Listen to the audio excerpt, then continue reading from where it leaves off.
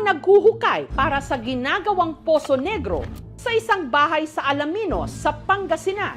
May bigla raw kumagat sa atensyon ng construction worker na si Angelo. May nabarita po ako.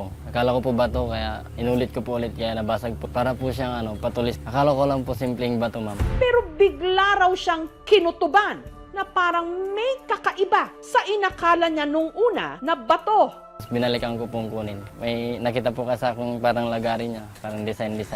Hinala niya ang kanyang nahukay, hindi lang simpleng bato dahil napansin niya na meron itong maliliit na tulis-tulis. Para pong isang ngipin ng malaking isda po. First time ko lang po makakita nun. Sasakmalin kaya ng swerte ang isang construction worker mula Pangasinan na naniniwalang ang nahukay niyang ngipin sa sinaunang klase ng pating?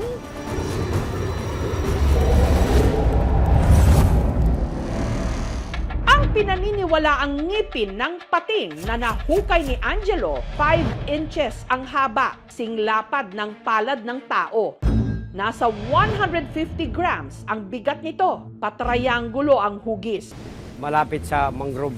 Yan ang pinakamalapit na dagat dito sa lugar na to.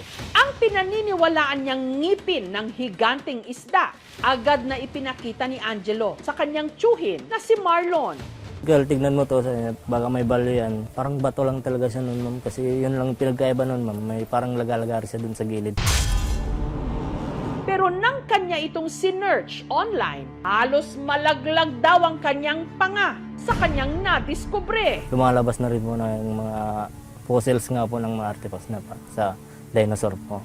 Ngipin po. Ang nahukay ni Angelo, hawig daw sa ngipin ng isang dambuhalang pating na nabuhay milyon-milyong taon na ang nakararaan. Ito ang Megalodon. Ang Megalodon, pinakamalaking prehistoric shark. Ang haba nito, maaaring umabot ng mahigit 20 meters. Halos singhaba ng bus. Ang ngipin ng mga Megalodon, ang ilan sa pinakamalaking ngipin na natagpuan mula sa anumang uri ng pating. Ang Megalodon shark teeth ay pwedeng umabot ng around 18.7 centimeters. Comparably doon sa great white shark na inaabot lang ng 7.6 centimeters yung pinakamalalaki. Napangiti naman si Angelo dahil ang kanya raw nahukay hawig sa mga nakita niyang litrato ng ngipin ng Megalodon online. Natuwa po ako, ma'am. Pagka sabi po ng tito ko, ma'am, tinago ko po talaga. Dito po siya tinago, ma'am, sa may aparador po namin. Sa may ilalim po ng damitan po. Binalot ko po siya ng puting tela, ma'am.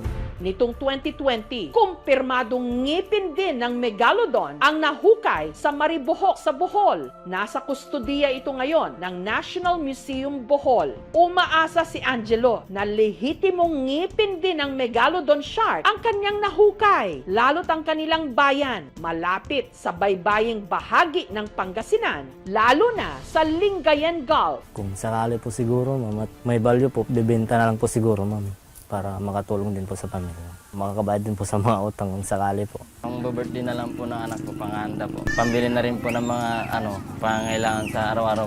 Para malaman kung ngipin nga ba ng sinaunang pating ang hawak ngayon ni Angelo mula Alaminos sa Pangasinan, dinala niya ito sa Maynila para ipasuri sa eksperto.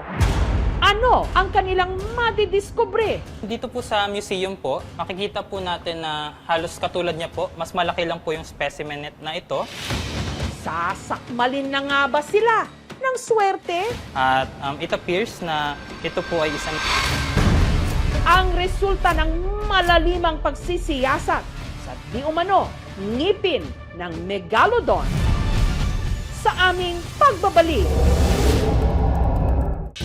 sa hinuhukay na Poso Negro sa Pangasinan, may nadiskubre ang construction worker na si Angelo. Ang inakala niya, simpleng bato, posible raw palang ngipin ng pinakamalaking prehistoric shark sa kasaysayan, ang Megalodon shark.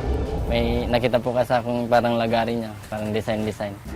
Para makumpirma kung tama ang kanilang hinala, sinamahan ng aming team sina Angelo sa Maynila para ipasuri ito sa isang geologist. Makikita po natin na Parang porcelana po yung texture ng ngipin. Meron po siyang parang maliliit na mga ngipin, serrations, at saka yung parang mga linya po dito sa bahaging ito. At it appears na ito po ay isang ngipin ng Megalodon. So, mayaman ang Pangasinan sa mga gantong fossil. Kung alam natin yung geologic context kung saan nakuha yung fossil, at saka matutulungan tayo ma-understand kung ano nga ba yung nangyari sa Pilipinas milyong taon na ang nakalipas.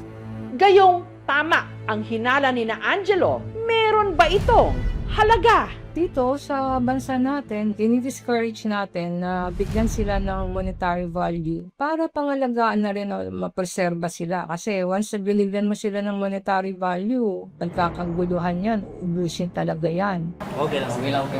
Po, nalaman na nga lang po namin, ma'am, yun po talagang pake po namin talaga.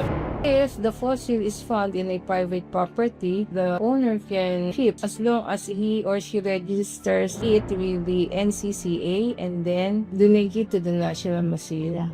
Sa hali po, paparegister na lang po at ikikip na lang po muna. Kung pwede po. Masaya na rin po, ma'am, kasi nalakan na rin namin kung decision po yan. At kung saan po siya nanggaling.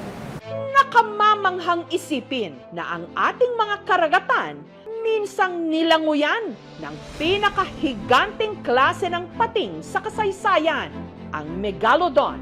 Sa pambihirang iniwan nitong interes at kaalaman, mapapasabi ka na lang talaga, may ganon?